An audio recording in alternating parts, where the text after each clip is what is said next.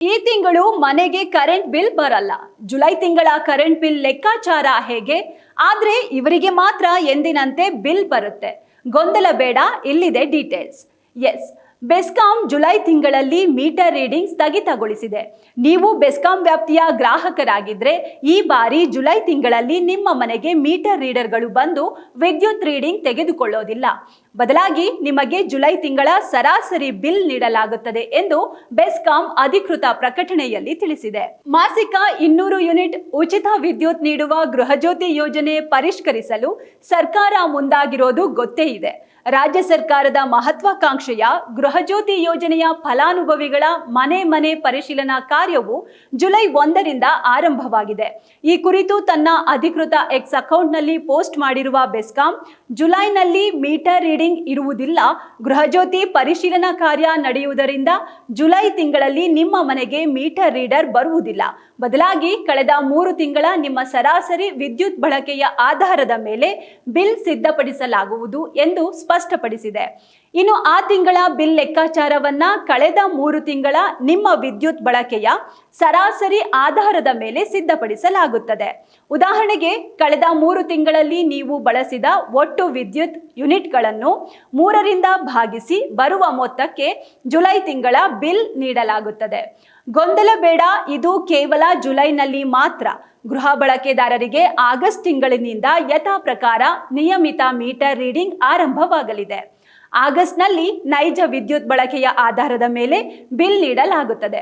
ಒಂದು ವೇಳೆ ಜುಲೈ ತಿಂಗಳ ಸರಾಸರಿ ಬಿಲ್ಲಿಂಗ್ನಲ್ಲಿ ಯೂನಿಟ್ಗಳ ವ್ಯತ್ಯಾಸ ಕಂಡು ಬಂದರೆ ಅದನ್ನು ಆಗಸ್ಟ್ ತಿಂಗಳ ಬಿಲ್ನಲ್ಲಿ ಸೂಕ್ತವಾಗಿ ಅಡ್ಜಸ್ಟ್ಮೆಂಟ್ ಮಾಡಲಾಗುವುದು ಎಂದು ಬೆಸ್ಕಾಂ ಸ್ಪಷ್ಟಪಡಿಸಿದೆ.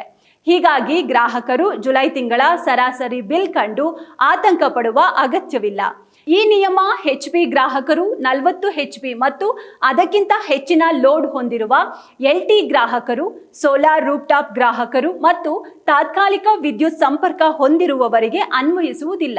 ಅವರಿಗೆ ಎಂದಿನಂತೆ ಮೀಟರ್ ರೀಡಿಂಗ್ ಮಾಡಲಾಗುವುದು ಅಂತ ಬೆಸ್ಕಾಂ ತನ್ನ ಟ್ವೀಟ್ನಲ್ಲಿ ತಿಳಿಸಿದೆ. ಹೈಟೆನ್ಷನ್ ಗ್ರಾಹಕರು ಹೆಚ್ಚಿನ ವೋಲ್ಟೇಜ್ಗಳಲ್ಲಿ ವಿದ್ಯುತ್ ಪಡೆಯುವ ದೊಡ್ಡ ಪ್ರಮಾಣದ ವಿದ್ಯುತ್ ಬಳಕೆದಾರರಾಗಿದ್ದಾರೆ. ಇದು ದೊಡ್ಡ ಕೈಗಾರಿಕೆಗಳು, ವಾಣಿಜ್ಯ ಸಂಕೀರ್ಣಗಳು, IT ಪಾರ್ಕ್ಗಳು ಮತ್ತು ಬೃಹತ್ ವಿದ್ಯುತ್ ಅಗತ್ಯವಿರುವ ದೊಡ್ಡ ವಸತಿ ಸಂಘಗಳಿಗೆ ಅನ್ವಯಿಸುತ್ತದೆ.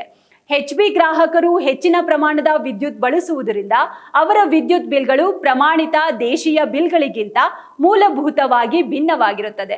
ಇನ್ನು ಬೆಸ್ಕಾಂ ಅಡಿಯಲ್ಲಿ ಬೆಂಗಳೂರಿನ ಗ್ರಾಹಕರಿಗೆ ಮೇಲ್ಛಾವಣಿಯ ಸೌರಶಕ್ತಿ ನೆಟ್ ಮೀಟರಿಂಗ್ ವ್ಯವಸ್ಥೆಯನ್ನ ಕಲ್ಪಿಸಲಾಗಿದೆ. ನಿಮ್ಮ ಮೀಟರ್ ನೀವು ಗ್ರಿಡ್ನಿಂದ ಆಮದು ಮಾಡಿಕೊಳ್ಳುವ ವಿದ್ಯುತ್ ಮತ್ತು ರಫ್ತು ಮಾಡುವ ವಿದ್ಯುತ್ ಎರಡನ್ನೂ ಅಳೆಯುತ್ತದೆ. ಇವುಗಳ ನಡುವಿನ ನಿವ್ವಳ ವ್ಯತ್ಯಾಸವು ನಿಮ್ಮ ವಿದ್ಯುತ್ ಬಿಲ್ನ ನಿರ್ಧರಿಸುತ್ತದೆ. ಇನ್ನು ಗೊಂದಲ ಇದ್ರೆ ಹೆಚ್ಚಿನ ಮಾಹಿತಿಗಾಗಿ ಬೆಸ್ಕಾಂ ಸಹಾಯವಾಣಿ 1912 ಸಂಪರ್ಕಿಸಬಹುದು. ಇನ್ನು ಗೃಹಜ್ಯೋತಿ ಯೋಜನೆ ಪರಿಷ್ಕರಣೆ ಸರ್ಕಾರ ಮುಂದಾಗಿದ್ದು, ಮೊನ್ನೆಯಿಂದಲೇ ಫಲಾನುಭವಿಗಳ ಮನೆ ಪರಿಶೀಲನಾ ಕಾರ್ಯಕ್ಕೆ ಅಧಿಕೃತವಾಗಿ ಚಾಲನೆ ನೀಡಿದೆ. ಈ ಹಿನ್ನೆಲೆ ಸಿಬ್ಬಂದಿಗೆ ಸಹಕರಿಸುವಂತೆ ಬೆಸ್ಕಾಂ ಮನವಿ ಮಾಡಿದೆ. ಗೃಹಜ್ಯೋತಿ ಯೋಜನೆ ಸ್ಥಳದಲ್ಲೇ ದಾಖಲೆ ಪರಿಶೀಲನೆ, ಸ್ಥಳದಲ್ಲೇ ಅರ್ಜಿ ಸಲ್ಲಿಕೆ, ಬೆಸ್ಕಾಂ ಮೀಟರ್ ರೀಡರ್ಗಳು ನಿಮ್ಮ ಮನೆ ಬಾಗಿಲಿಗೆ ಬರಲಿದ್ದು, ಗ್ರಾಹಕರು ಅಗತ್ಯ ದಾಖಲೆಗಳನ್ನ ಸಿದ್ಧವಾಗಿಟ್ಟುಕೊಂಡು ಸಹಕರಿಸೋದ್ರಿಂದ ಅರ್ಹ ಫಲಾನುಭವಿಗಳಿಗೆ ಯೋಜನೆಯ ಲಾಭ ದೊರೆಯಲಿದೆ. ಎಸ್ಕಾಂ ಸಿಬ್ಬಂದಿ ಮನೆಗೆ ಭೇಟಿ ನೀಡಿ ಫಲಾನುಭವಿಗಳನ್ನ ಗುರುತಿಸುವ ಕಾರ್ಯಕ್ಕೆ ಚಾಲನೆ ನೀಡಿದ್ದಾರೆ.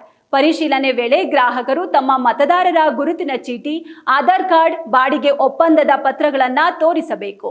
ಹಾಗೆ ಪರಿಶೀಲನೆಗೆ ಬರುವ ಸಿಬ್ಬಂದಿ ಕೂಡ ಕಡ್ಡಾಯವಾಗಿ ತಮ್ಮ ಗುರುತಿನ ಚೀಟಿ ಪ್ರದರ್ಶಿಸಬೇಕು ಎಂದು ಸ್ಪಷ್ಟಪಡಿಸಿದೆ.